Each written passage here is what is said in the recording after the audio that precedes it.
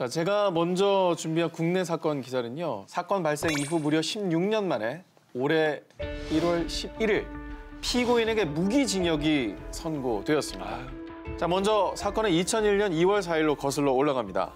이날 전남 나주시 드들강변에서 17살 고등학생 A양이 나신 상태로 숨진 채 발견이 됐고요.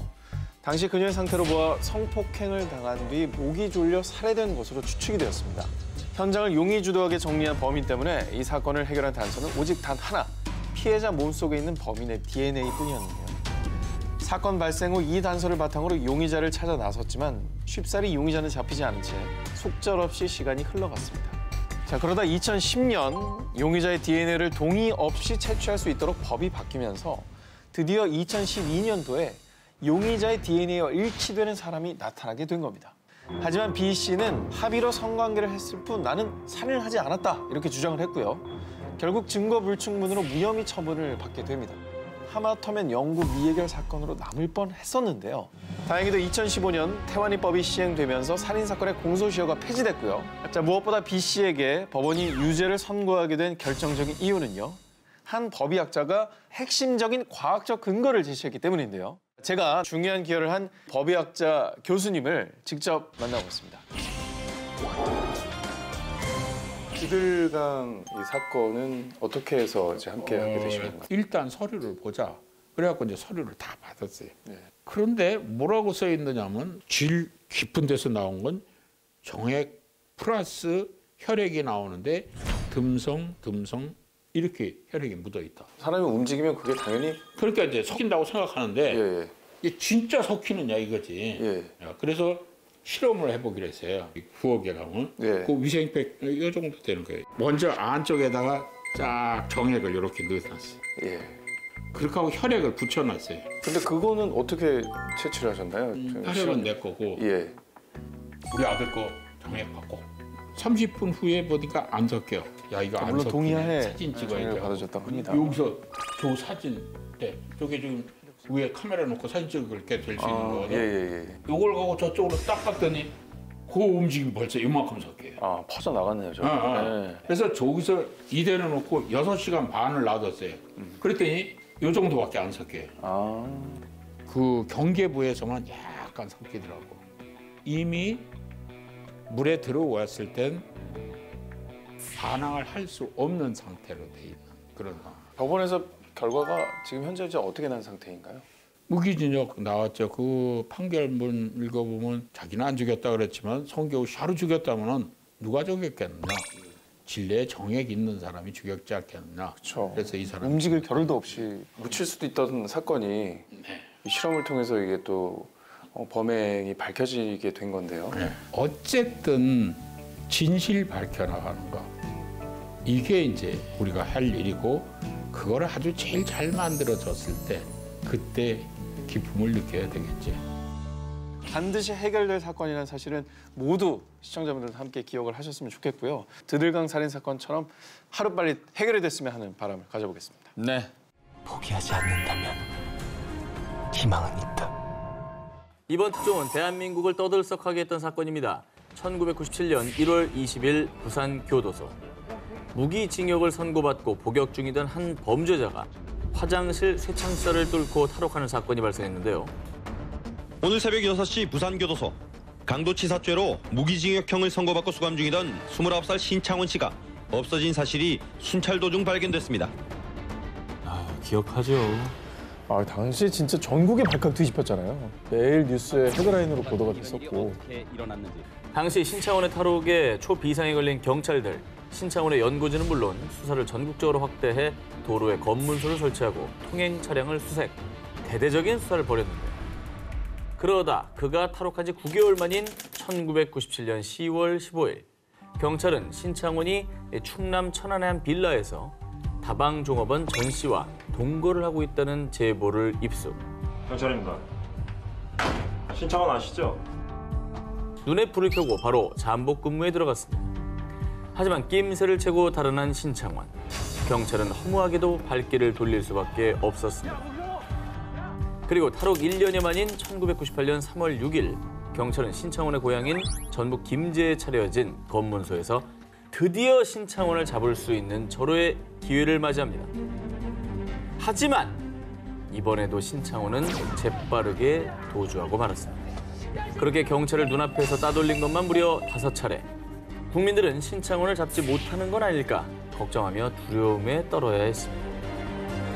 아, 그럼 경찰과 마주쳤는데도 어떻게 도망을 쳤냐. 그것도 한두 번도 아니고 5번이나. 자, 그렇게 신창원의 행적이 또다시 오리무중이었던 그때 경찰서에 걸려온 한 통의 전화입니다. 야, 이 녹취가 있었구나. 아니, 신청원이 좀 불가능한 맞는데. 인성 차이가 어때요, 아저씨? 거의 신청원이랑 똑같아요. 내가 경쟁자가 있는데. 예. 맞다고 봐야죠. 여자하고 같이 살고 있는데. 여자하고 같이 살고 있어요? 집안에 운송기구가 있고. 예, 운송기구가 있고. 여기 보니까 이제 결혼사진이 없더라고요. 결혼사진이 없어요? 아, 결혼 사진이 없는 걸 이상하게 생각하셨구나. 결국 신창원은 탈옥 2년 6개월 907일 만인 1999년 7월 16일 수리공 A씨의 제보로 전남 순천의 한 아파트에서 검거됐습니다. 지금 심정은 어때요? 신창원 씨 한마디만 해, 한마디.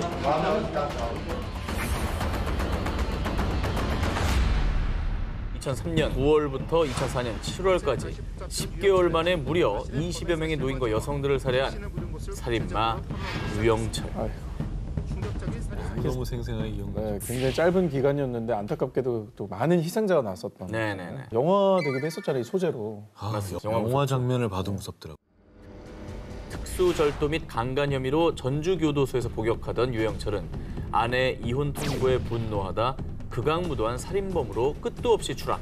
출소 13일 만인 2003년 9월 24일 한 대학 교수 부부를 살해하는데요. 이후에도 그는 부유층 노인, 특히 출장 마사지사로 일하던 여성을 상대로 수많은 연쇄 살인을 저질렀습니다. 경찰은 일련의 사건들이 동일범의 소행임을 파악, 대대적인 수사를 펼쳤지만 20명이 넘는 피해자가 발생하는 동안 범인을 검거하지 못했습니다. 희대 연쇄 살인마의 등장에 전국이 공포에 떨던 바로 그때. 우리 직원들이 이 번호로 온 전화를 받고 나가기만 하면 돌아오지를 않네요. 당시 마사지 업소를 운영하던 한 남성이 여성 출장 마사지사들이 휴대폰 끝번호가 동일한 남성의 전화를 받고는 출장을 나가서 돌아오질 않는다고 제보했던 겁니다.